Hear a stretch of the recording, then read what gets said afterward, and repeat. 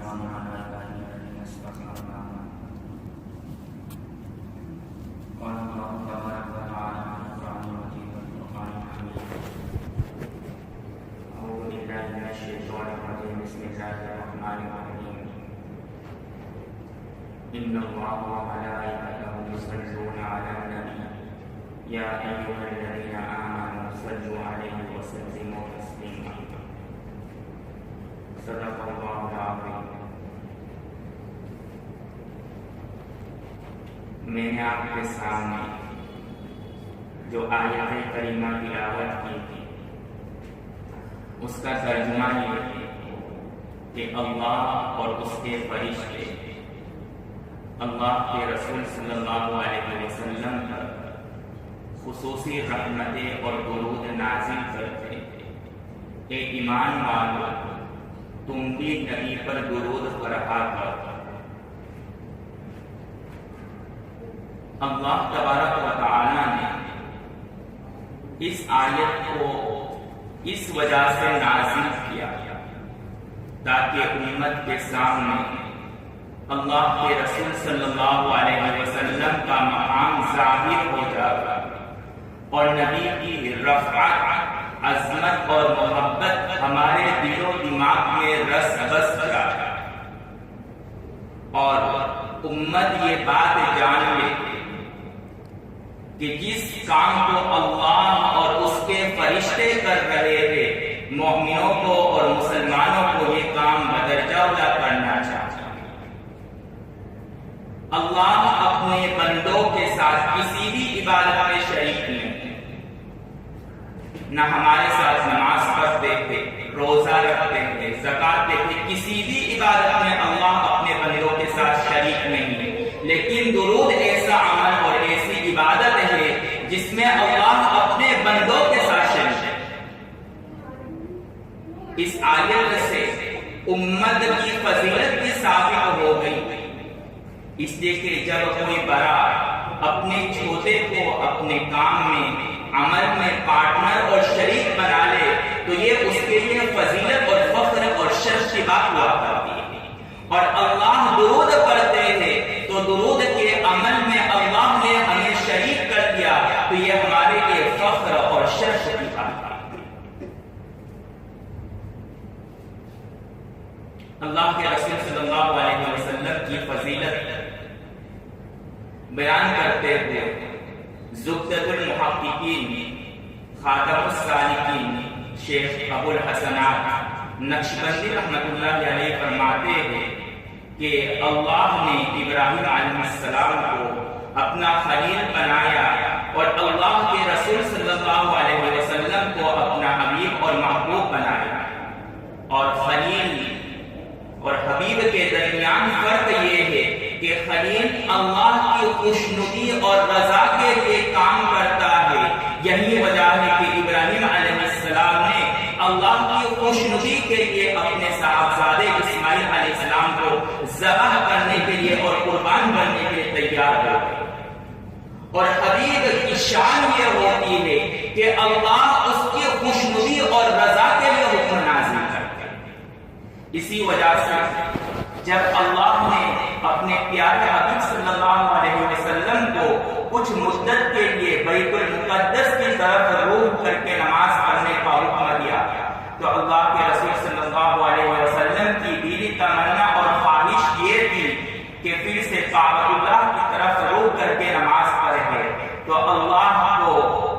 جب یہ علم ہو گیا کہ نبی کی چاہت یہ ہے کہ وہ پھر سے کعبۃ اللہ کی طرف روح کر کے نماز پڑھے تو اللہ نے فوراً یہ آیت اتاری فَلَنُوَلِّيَنَّكَ قِبْلَةً تَرْضَاهَا کہ اے نبی ہم آپ کی رضا، آپ کی چاہت اور آپ کی خوشی کے خاطر پھر سے قبلہ کعبۃ اللہ کی طرف کر دیتے ہیں. خود کو پر اتنا بلند کہ ہر تقدیر لکھنے سے پہلے خدا پوچھے میرا بندہ تیری چاہت کیا ہے. یہ ہے حبیب اور خلیل کے درمیان کا فرق. اور یہ آیت کریمہ کیوں نازل ہوئی؟ اس سلسلے میں علامہ بغوی رحمۃ اللہ علیہ معارف تنظیم میں لکھتے ہیں کہ جب یہ آیت کریمہ نازل ہوئی تو صحابہ اللہ کے رسول صلی اللہ علیہ وسلم کے پاس تشریف لے گئے اور کہا کہ اللہ کے رسول،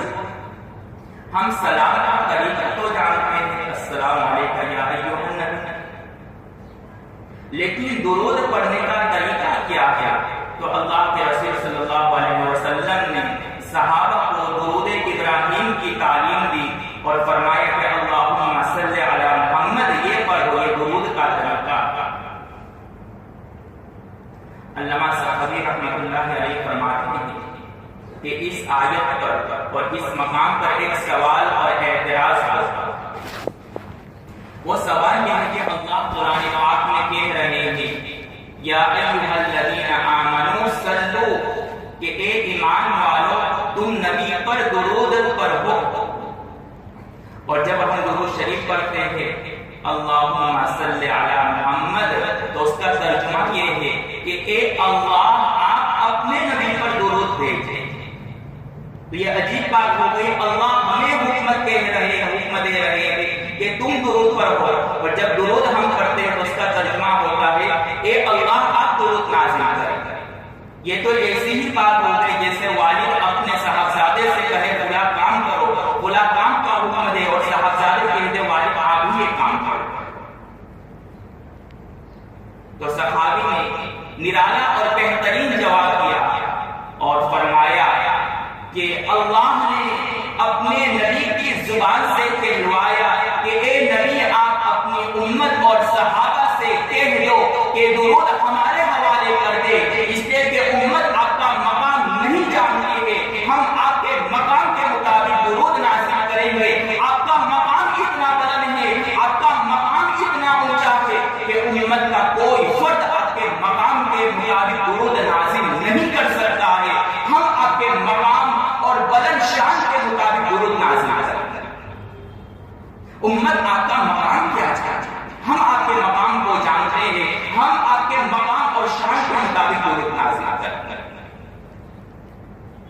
پھر آگے فرماتے ہیں کہ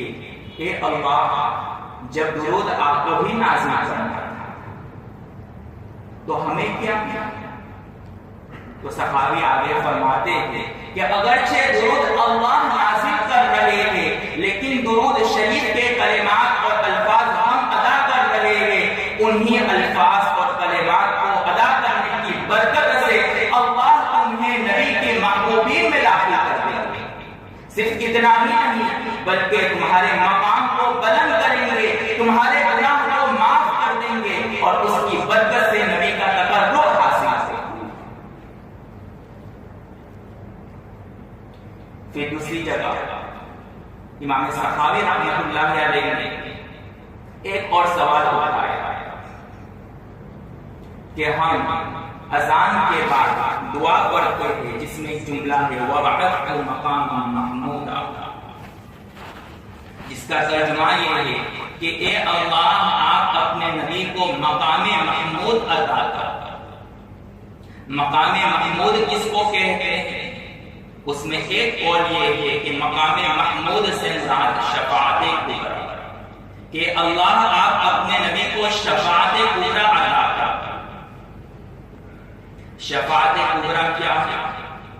میدان حشر میں جب سارے لوگ جمع کیے جائیں گے، حساب و کتاب شروع نہیں ہوا ہوگا تو سارے لوگ پریشان حال ہوں گے تاکہ کتاب اور حساب جلد شروع ہو جائے گا۔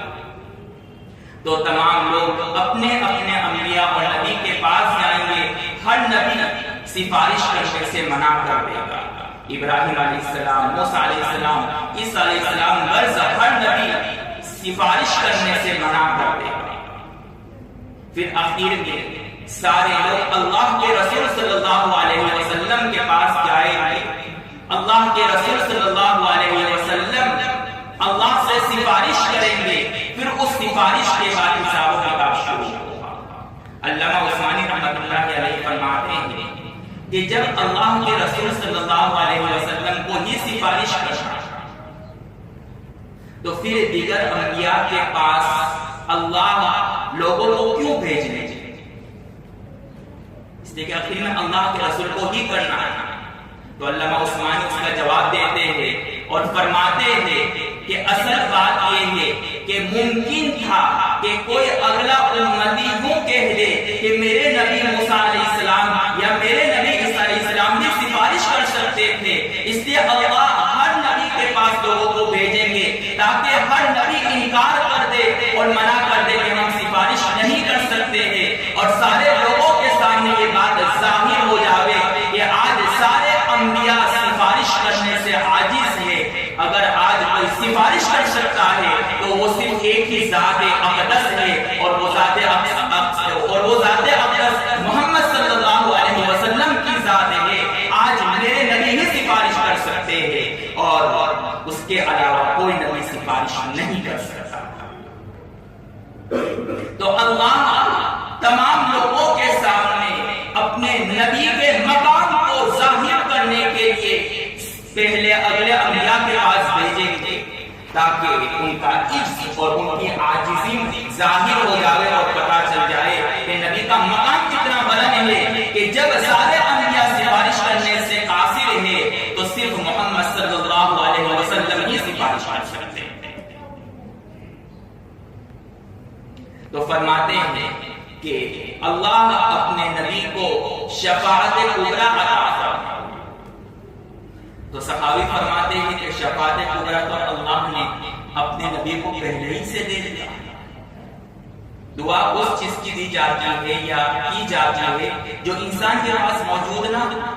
اور سفارش کرنے کا حق اللہ نے اپنے نبی کو پہلے ہی سے دے دیا، پہلے ہی بتا دیا۔ تو پھر نبی کے لیے سفارش کی دعا اذان کے بعد ہم کیوں کرتے ہیں؟ تو صحابی عشق والا جواب دیتے ہوئے کہتا ہے کہ اصل بات یہ ہے کہ اس دعا کی برکت سے اللہ ہمیں نبی کی سفارش کے مستحق بنانا چاہتا ہے، اس لیے کہ جب ہم نبی کے لیے سفارش اور شفاعت کبریٰ کی دعا کریں گے تو نبی کے دل میں ہماری محبت آئے گی، جب نبی کے دل میں ہماری محبت آئے گی تو اس کی برکت سے اللہ کے رسول ہماری سفارش کریں گے۔ اس لیے اذان کے بعد اس دعا کو کثرت سے پڑھیں، اس کو فراموش نہ کریں، اس کی برکت سے اللہ ہمیں نبی کریم صلی اللہ علیہ وسلم کی سفارش سے مالا مال کریں۔ اور مزید نبی کے مقام کو ظاہر کرنے کے لیے، واضح کرنے کے لیے اللہ نے اپنے نبی کو معراج پر اور آسمان پر بلایا۔ ہم معراج کے واقعے کو سرسری پڑھتے ہیں، لیکن جب اس میں غور و فکر کرتے ہیں تو اندازہ ہوتا ہے کہ نبی کا مقام کتنا بڑا ہے۔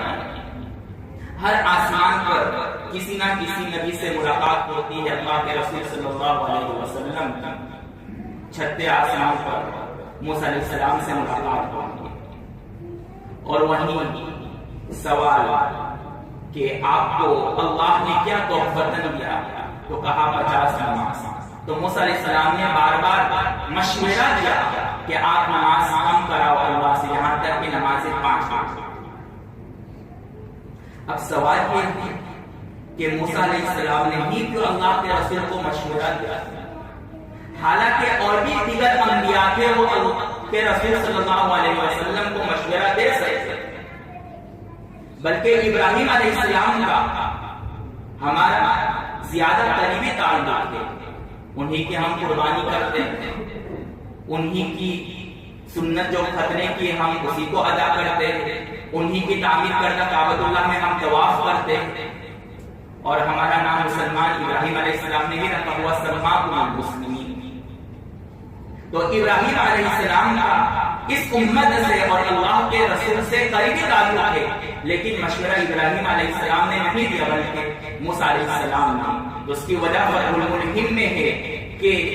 2 نبیوں نے اس امت میں آنے کی تمنا کی، ایک عیسیٰ علیہ السلام اور ایک موسیٰ علیہ السلام۔ تو اللہ نے موسیٰ علیہ السلام سے کہا کہ عیسیٰ کا تو اس امت میں آنا مقدر ہے، لیکن موسیٰ کا اس امت میں آنا مقدر نہیں ہے، تو کم از کم نبی کو مشورہ دے کر اس امت میں شامل ہو جائے تاکہ آپ کو اس امت میں داخل اور آنے کا شرف مل جائے۔ اور دوسری بات، موسیٰ علیہ السلام کے سامنے نبی کے مقام کو ظاہر کہ موسیٰ اس وقت کو یاد رکھے جب آپ نے تمنا کی تھی میرے دیدار کرنے کی، لیکن صرف میرے تجلی کو دیکھ کر کے آپ بے ہوش ہو گئے، لیکن میری نبی کی شان یہ ہے کہ وہ بار بار میرے پاس تشریف لا رہے ہیں لیکن ایک مرتبہ بھی بے ہوش نہیں ہوئے۔ اور اس واقعے کو یاد رکھے جب آپ مقدس وادی طویٰ میں پہنچے تھے تو ہم نے آپ سے کہا تھا فَاخْلَعْ عَلَيْكَ إِنَّكَ بِالْوَادِ الْمُقَدَّسِ طویٰ، کہ اے موسیٰ آپ مبارک سرزمین میں تشریف لائے ہیں، اپنے جوتے کو نکال دیجیے تاکہ اس مقدس سرزمین سے آپ تبرک حاصل کریں۔ لیکن ہمارے نبی کا مقام اتنا بلند ہے کہ جب وہ عرش پر تشریف لاتے ہیں تو ہم اپنے نبی کو فَاخْلَعْ عَلَيْكَ نہیں کہتے ہیں، جوتی اتارنے کا حکم نہیں دیتے ہیں، اس لیے کہ ہم چاہتے تھے کہ نبی کی جوتی مبارک سے عرش تبرک اور برکت حاصل کرے۔ جس نبی کی جوتی مبارک میں اس قدر تبرک اور برکت ہے، ان کی سنتوں میں کتنی برکتیں اور رحمتیں ہیں، ہم اس کی کلپنا ہی نہیں کر سکتے۔ لیکن افسوس کی بات یہ ہے کہ ہمارے بچے 10-20 روپے کے گلاس توڑ دیتے ہیں تو ماں باپ ناراض ہو کر کے بسا اوقات اس کو تھپڑ تک مار دیتے ہیں، لیکن ہمارے نوجوان اور بچے آئے دن رات دن نبی کی سنتوں کے جنازے نکال رہے ہیں، لیکن ہمارے چہروں پر ایک بل تک نہیں آتا۔ جب ہم نے نبی کی سنتوں کو پسے پشت ڈال دیا، نبی کی سنتوں کو پامال کیا، تو اسی کی وجہ سے اللہ نے اپنے رحمت کے دروازے کو بند کر دیا۔ پھر اللہ کی رحمتیں کہاں سے نازل ہوئی؟ پھر اللہ کے عذاب کے علاوہ اور کیا آ سکتا؟ ہم نے ان سنتوں کو پسے پشت ڈال کر کہ ہم نے اللہ کے عذاب کو دعوت دی۔ اسی وجہ سے فخر الدین رازی اپنی مشہور کتاب تفسیر کبیر میں لکھتے ہیں کہ اللہ نے اپنے نبی کو یا ایھا المدثر سے ملقب فرمایا اور اس سے مخاطب کر کے بلایا۔ مدثر کا عام ترجمہ مفسرین کہتے ہیں کہ کملی والے، لیکن فخر الدین رازی فرماتے ہیں کہ مدثر کا ایک مطلب یہ بھی ہے کہ وہ پرندہ جو تنکے اٹھا کر کے اپنے گھونسلے اور اپنے گھر کو بنائے۔ تو اللہ کے رسول کو یہ بتلانا چاہ رہے ہیں کہ اے نبی، جس طرح ایک پرندہ مختلف جگہوں سے تنکے جمع کر کے اپنا گھر بناتا ہے، تو اے نبی آپ بھی کھڑے ہو جائے اور ساری امت کو جو بکھر چکی ہے وہ ادھر ادھر پھر رہے ہیں، سب کو ایک پلیٹ فارم یعنی دین اور سنت کے میدان میں جمع کر دو تاکہ وہ ضلالت اور گمراہی سے بچ جائے۔ تو اللہ کے رسول صلی اللہ علیہ وسلم کھڑے ہو کر کے تمام امت کو دین کے میدان میں جمع کرتے ہیں اور سب کو ہدایت کے راستے پر لاتے ہیں اور دین کے گھر کو آباد کرتے ہیں۔ لیکن افسوس کی بات یہ ہے کہ جس نبی نے جس دین کے گھر کو آباد کیا، ہم نے اسی دین کے گھر کو ویران کر دیا۔ اگر کل قیامت کے دن ہم اللہ کے رسول صلی اللہ علیہ وسلم کے سامنے جائے اور فرشتے کہے کہ اے اللہ کے رسول، یہ وہی لوگ ہیں جنہوں نے آپ کے دین کے گھر کو اور آپ کے گھونسلے کو ویران کیا ہے، توڑا ہے، وہ آپ کے سفارش کے مستحق نہیں ہے، اور اللہ کے رسول ہم سے اپنا چہرہ موڑ لے تو ہمارا کیا حشر ہوگا ہم اندازہ نہیں کر سکتے۔ اور اگر نبی نے سفارش کرنے سے منع کر دیا تو اور کون ہے جو ہماری سفارش کر کے ہمیں جنت کا مستحق بنا دے اور جہنم سے نجات دے؟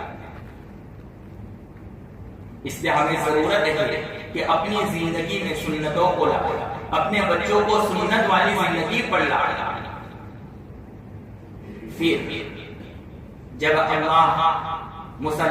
کے رسول صلی اللہ علیہ وسلم موسیٰ علیہ السلام سے بات کر لیتے ہیں تو پھر اللہ کے دیدار کے لیے جاتے ہیں، پھر وہاں نماز کو فتن دی جاتی ہے۔ اب سوال یہ ہے کہ نماز آسمانوں پر کیوں دی گئی؟ اس کا ایک مشہور جواب تو سب ہی جانتے ہیں، لیکن مفتی شفیع صاحب رحمۃ اللہ علیہ فرماتے ہیں کہ میرے دل میں یہ خیال آیا کہ اللہ کے رسول صلی اللہ علیہ وسلم کو نماز آسمانوں پر اس لیے دی گئی کہ نبی کے دل میں یہ خیال آیا کہ اللہ مجھے معراج اور یہ مقام نصیب تو ہو گیا، لیکن میری امت کو یہ مقام کیسے نصیب ہوگا؟ تو اللہ کے رسول کے دل میں یہ جو خیال آیا، اللہ نے اس کو بھانپ لیا اور کہا اے نبی آپ کو یہ مقام نصیب ہو گیا، آپ کو غم کرنے کی ضرورت نہیں ہے، آپ کی امت کے لیے آپ کو فکر کرنے کی ضرورت نہیں ہے، ہم آپ کو تحفۃ نماز دیتے ہیں تاکہ آپ کی امت کو یہ مقام نصیب ہو جائے۔ نبی کی شفقت کو دیکھے کہ آسمانوں پر بھی اپنی امت کو فراموش نہیں کیا، اور زندگی میں کیا حال ہے؟ معاشہ فرماتی ہے کہ ایک مرتبہ میرے گھر پر اللہ کے رسول صلی اللہ علیہ وسلم کی باری آئی، آنکھ کھل گئی تو میں نے دیکھا کہ اللہ کے رسول صلی اللہ علیہ وسلم اس طرف پر نہیں، تو دل میں خیال آیا کہ کہیں اللہ کے رسول صلی اللہ علیہ وسلم کسی اور زوجہ کے وہاں تو نہیں تشریف لے گئے۔ اس نے میں باہر نکل دیکھنے کے لیے تو دیکھتا ہوں کہ اللہ کے رسول صلی اللہ علیہ وسلم قبرستان میں آہوزاری کر رہے، سجدے میں دعا کر رہے ہیں، اور اس قدر آہوزاری کر رہے ہیں کہ مجھ سے برداشت نہیں ہوا، میں نے اللہ کے رسول صلی اللہ علیہ وسلم کے اوپر ہاتھ رکھ دیا، تو اللہ کے رسول صلی اللہ علیہ وسلم کھڑے ہوئے اور کہا کہ عائشہ کیا بات ہے؟ تو کہا آپ اللہ کے رسول، اے پیارے رسول، آپ کی اس تکلیف کو میں نہیں دیکھ پا رہی ہوں، اس وجہ سے میں نے آپ کو کھڑا کر دیا۔ تو اللہ کے رسول صلی اللہ علیہ وسلم نے فرمایا اے عائشہ اگر تو نہیں آتی تو میں صبح تک سجدے میں اللہ سے دعا کر کر کے امت کے ہر فرد کی سفارش کروا دیتا اور امت کے ہر فرد کو جہنم سے نجات کی کوشش کرتا تھا کہ امت کا کوئی فرد جہنم میں نہ جائے۔ نبی نے اس امت کے لیے اتنی فکر کی، اپنے آپ کو اس قدر غمگین کیا کہ اللہ کو یہ آیت کریمہ نازل کرنی پڑی، فَلَعَلَّ تَبَاخُلُ النَّفْسَ عَلَىٰ آثَارِهِمْ فَإِن لَّمْ يُؤْمِنُوا بِهَٰذَا الْحَدِيثِ أَسَفًا، کہ اے نبی آپ کو اپنی امت کے لیے اس قدر غمزدہ ہونے کی ضرورت نہیں ہے، آپ اپنے آپ کو اتنی فکر اور غم میں نہ ڈالیں کہ آپ کو ہارٹ اٹیک آ جائے۔ لیکن جس نبی نے اس امت کے لیے اتنی قربانی، اس کا حال یہ ہے کہ نبی کی سنت اور نبی کے لباس کو ہم نے گوارا اور اس کو پہننا پسند نہیں کیا، اور صرف اتنی بات نہیں بلکہ جب اللہ کے رسول صلی اللہ علیہ وسلم اس دنیا سے رخصت ہوتے ہیں اس وقت بھی اللہ کے رسول صلی اللہ علیہ وسلم کی زبان پر ایک ہی جملہ ہے، امتی امتی، میری امت کا کیا؟ معاشرہ رضی اللہ تعالیٰ فرماتی ہے کہ جب میں نے دیکھا کہ اللہ کے رسول صلی اللہ علیہ وسلم پر سکرات کی تکلیف آ رہی ہے، اللہ کے رسول موت کی تکلیف کو برداشت کر رہے تھے، تو اس وقت مجھے پتا چلا کہ نیک لوگوں پر بھی سکرات کی اور موت کی تکلیف آتی ہے۔ اب اللہ کے رسول صلی اللہ علیہ وسلم نے موت کے وقت سکرات کی تکلیف کو کیوں برداشت کیا؟ تو عام محدثین فرماتے ہیں کہ اللہ کے رسول صلی اللہ علیہ وسلم کے مقام کو بلند کرنا تھا، اس لیے اللہ کے رسول صلی اللہ علیہ وسلم کو سکرات کی تکلیف دی گئی۔ لیکن حضرت گنگوئی رحمۃ اللہ علیہ فرماتے ہیں کہ میرا خیال یہ ہے کہ نبی کا مقام تو پہلے ہی سے بلند، اللہ نے اپنے نبی کا مقام پہلے ہی سے بلند کر دیا، اس لیے مزید بلند کرنے کی ضرورت بھی نہیں۔ لیکن سکرات کی تکلیف اس لیے دی گئی کہ اللہ کے رسول صلی اللہ علیہ وسلم کو معلوم تھا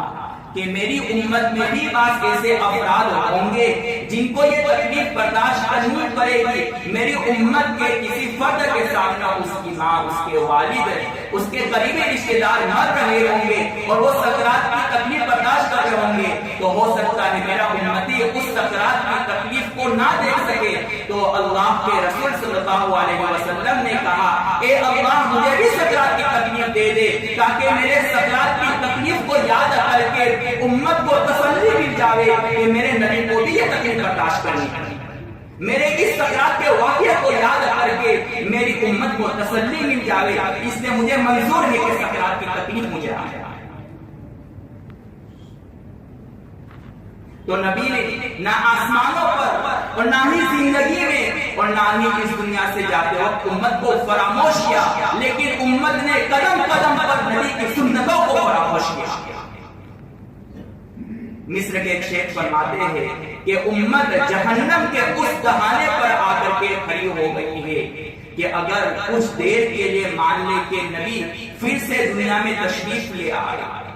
تو امت مال و دولت اور شہرت کے خاطر نعوذ باللہ نبی کو بھی بیچ ڈالے۔ اور یہ کوئی بعید بات نہیں، جب آج ہم بازار میں اللہ کی جھوٹی قسم کھا کر کے اللہ کے نام کو بیچ سکتے ہیں، تو اگر نبی آ جائے تو ہم اپنے مفاد کے لیے نبی کو بھی بیچ ڈالیں۔